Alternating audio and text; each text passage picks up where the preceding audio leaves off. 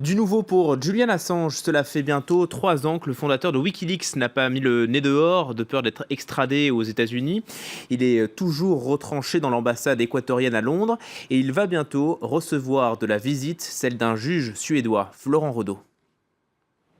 C'est dans ce petit appartement de l'ambassade équatorienne que Julian Assange vit depuis 3 ans. Suite à la demande de son extradition vers la Suède, le fondateur de Wikileaks trouve refuge à Londres.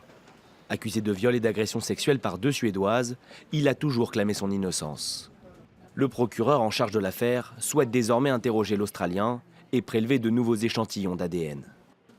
Par la voix de son avocat, Julian Assange a exprimé sa satisfaction. J'ai tout de suite appelé M. Assange pour lui donner la nouvelle et il était très heureux. Il a dit « C'est une grande victoire pour moi. Je demandais cela depuis plus de 4 ans. »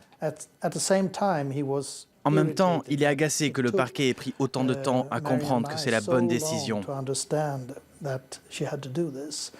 La justice suédoise dit avoir changé d'avis car plusieurs des faits qui lui sont reprochés sont prescrits en août 2015.